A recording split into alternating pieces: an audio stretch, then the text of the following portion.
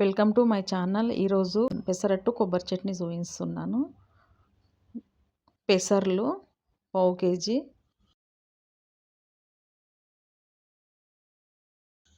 Half cup బియ్యము.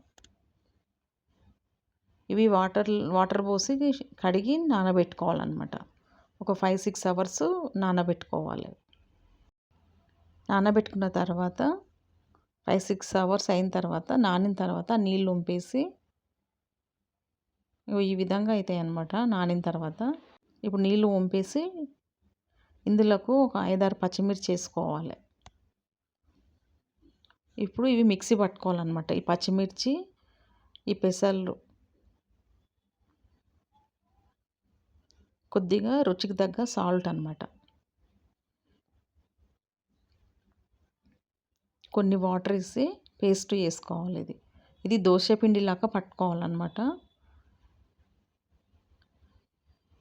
ఈ విధంగా అవుతుంది. సేమ్ దోశ పిండి లాగానే సన్నగా పట్టుకోవాలి. పట్టుకొని ఒక గిన్నెలోకి వేసుకోవాలి. ఇప్పుడు ఇది రెడీ అయిందనమాట. ఈ మిగతాయి కూడా ఇదే విధంగా మిక్సీ పట్టుకోవాలి. ఇందులోకి కావాల్సినవి సన్నగా కట్ చేసుకునే 5-6 ఉల్లిగడ్డలు, పచ్చిమిర్చి, కరివేపాకు, కొత్తిమీర సన్నగా కట్ చేసి పెట్టుకోవాలి. ఇవి కూడా ఈ విధంగా లూజ్గా చేసుకోవాలన్నమాట. దోశ పెంక పెట్టుకొని ఒక స్పూన్ పోసి ఇట్లా దోశలాగానే వేసుకోవాలి సన్నగా. ఇప్పుడు పైనుంచి కొద్దిగా కొత్తిమీర,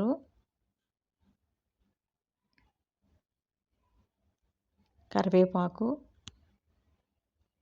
పచ్చిమిర్చి, సన్నగా కట్ చేసుకునేవి ఉల్లిగడ్డలు అన్నమాట, కొద్దిగా ఆయిల్. ఈ ఉల్లిగడ్డలు, పచ్చిమిర్చి, కొత్తిమీర, కరివేపాకు ఈ దోశ పిండిలో కూడా కలుపుకోవచ్చు అన్నమాట. కానీ పెసరట్టు మందం వస్తుంది అన్నమాట. ఇట్లా ఇది కాలిన తర్వాత ఇట్లా తిప్పేసుకోవాలన్నమాట. ఇప్పుడు పెసరట్టు రెడీ అయ్యింది. ఇది ఒక ప్లేట్లోకి పెట్టుకోవాలి. అట్లా కలుపుకుంటే పెసరట్టు దొడ్డుగా వస్తుంది అన్నమాట. పెసరట్టు వేసి ఇట్లా పైనుండి కొత్తిమీర, పచ్చిమిరపకాయలు, ఉల్లిగడ్డలు ఇట్లా పైనుండి వేసుకుంటేనే సన్నగా వస్తుంది అన్నమాట పెసరట్టు. ఇట్లనే బాగుంటుంది. ఇది కూడా రెడీ అయింది. తిప్పేసుకోవాలన్నమాట. ఈ విధంగా పెసరట్లు రెడీ అయినాయి. ఇంకా మిగతా అన్నీ ఇదే విధంగా వేసుకోవాలి. ఈ టిఫిన్కు బాగుంటుంది ఇది పెసరట్టు. ఇప్పుడు కొబ్బరి చట్నీ అనమాట. ఒక కడాయి పెట్టుకొని 2-3 పచ్చిమిర్చి, కొన్ని పల్లీలు ఫ్రై చేసుకోవాలి.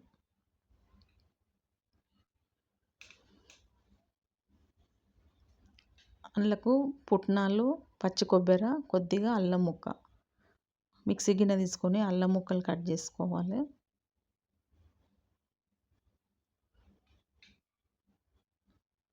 కొబ్బరి, ఈ పుట్నాలు, ఇప్పుడు పచ్చిమిర్చి, పల్లీలు కూడా ఇందులోకి వేసుకోవాలి.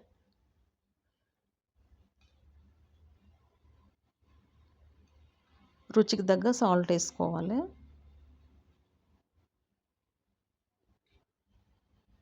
కొద్దిగా సాల్ట్ రుచికి తగ్గ.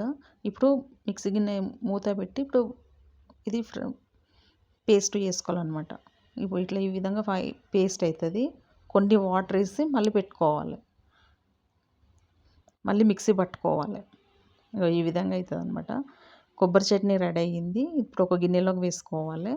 ఇప్పుడు చిన్న కడాయి పెట్టుకొని కొద్దిగా ఆయిల్ వేసుకొని అందులోకి జీలకర్ర, ఆవాలు, ఎండుమిరపకాయలు వేసుకొని తాలింపు వేసుకోవాలి. ఇప్పుడు తాలింపు అయిందనమాట.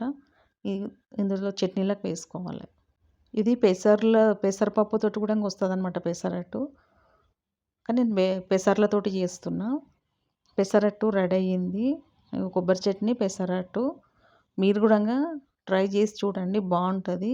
మీకు నచ్చినట్టయితే లైక్ చేయండి, షేర్ చేయండి, సబ్స్క్రైబ్ చేయండి.